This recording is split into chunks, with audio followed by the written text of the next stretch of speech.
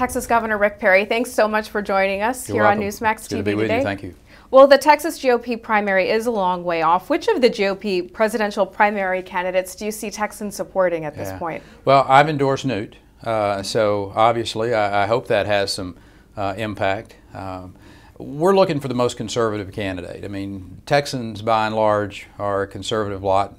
Republican primary certainly is going to be a very conservative body, and so I'm for Newt Gingrich, but any of our candidates is going to be better than Obama. As I've said on multiple occasions during the campaign. But my goal is to try to send the most conservative person to Washington, D.C. that understands how to balance a budget. Newt Gingrich has done that. Now, Newt Gingrich has encountered a little bit of difficulty in some states. Can you explain to us why he is the best man for the job and what, in your view, separates him from Mitt Romney? I know you spent a lot of time with both men on the campaign trail. Sure. Well, I think Newt, by any measure, from the standpoint of fiscal conservatism, being able to actually operate in that shark tank of Washington, D.C. is the most capable individual. He's balanced a number of budgets before. And, Mitt's been a very successful businessman, but the idea that somehow or another you can transform your experiences as a private sector businessman into working in Washington, D.C. Doesn't necessarily translate. So I know for a fact Newt knows how to work there. He is committed to blowing the place up from a figurative standpoint and to really put policies into place tax-wise, regulatory-wise, and he's a big believer of the 10th Amendment. You don't see any of the other candidates out there talking about the 10th Amendment and empowering the states and devolving power out of Washington, D.C., except for Newt Gingrich.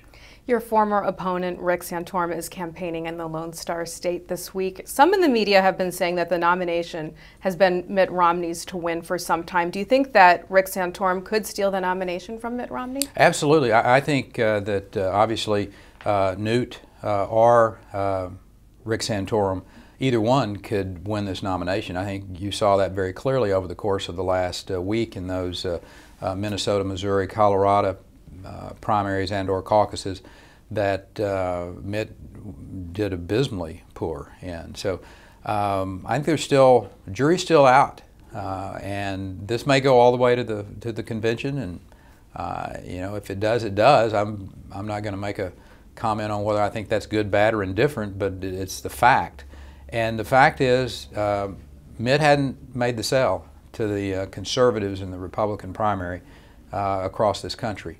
And both Newt and Rick Santorum have, I think, the ability to go in and talk to the conservatives, and they'll get some good attention.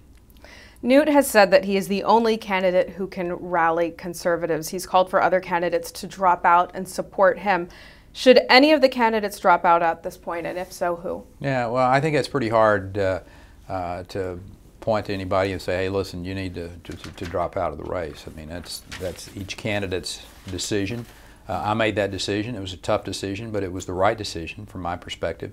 And I want to elect the most conservative individual that we can put up against Obama. I didn't see a pathway forward for me, and I feel comfortable, still do today, that Newt is the most conservative, is the individual who will go to Washington, D.C. and make it as inconsequential in our lives as he can. Okay, what about your fellow Texan, Ron Paul? He has a very specific and unyielding platform, but some say that he's not mainstream enough to win the GOP nomination. Do you agree with that? Yeah, well, Dr. Paul is the most interesting candidate.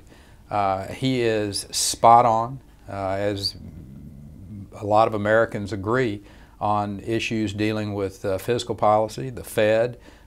He has some great ideas and great concepts, and I hope whoever is our nominee will bring him in and to bring a lot of those good ideas about how to deal with the financial situation that we find ourselves in and use him. His foreign policy and his military policies, I think, do put him outside of the mainstream. So from that perspective, I don't think he's going to be our nominee, but I do think there is a real role for Ron Paul to play in the next administration. Of the 4 remaining candidates, who do you think has the best shot at defeating President Obama? Well, I think it's Newt, and we have gone so far left. I mean, this president, with his attack on the states using the EPA, Obamacare, the war on religion. If you'll recall, when I talked about that this administration was in a literal war against religion, there were a lot of people who were taken back by that. But you know, just this last week, it's probably been the biggest subject on talk radio, television, newspaper editorials, etc. I was right then. I'm right now, and I think Newt is the right person to go in and draw this bright contrast on budgetary issues, on foreign policy, obviously on values of all the candidates. I think he's the purest one. I mean, Mitt has a difficult time standing up and talking about doing away with Obamacare when Romney Care was that was the blueprint. That's the reason we got it. They went and looked at Massachusetts. So I think, again, Newt has the experience. He's done it before from the standpoint of balancing the budget, and he's the one individual standing up and talking about devolving power out of Washington and allowing the states, as our founding fathers talked about, to be the epicenter of the innovation and experimentation.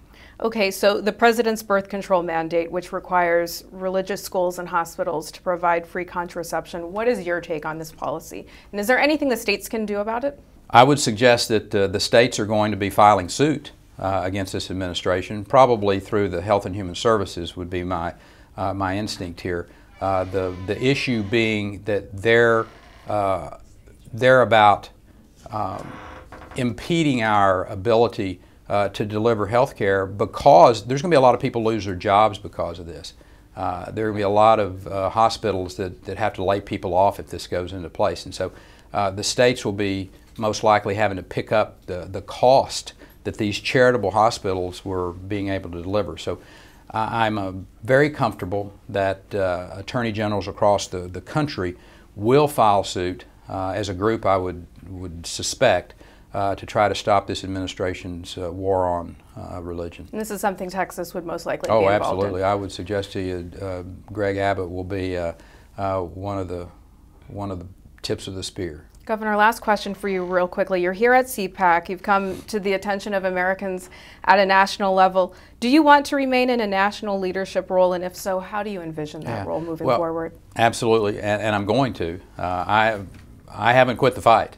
I tell people on a regular basis that I just went back to Texas. I'm reloading my mags, and I'll be back on the front fighting.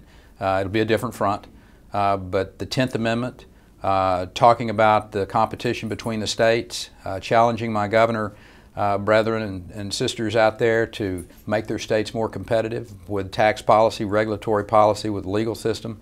I'm going to be very much engaged with that side of the discussion, as well as making sure that Barack Obama does not have the opportunity to spin our country into oblivion with another 4 years in office. Governor Rick Perry, thanks so much for joining us. It's my honor to be with you. Thank you.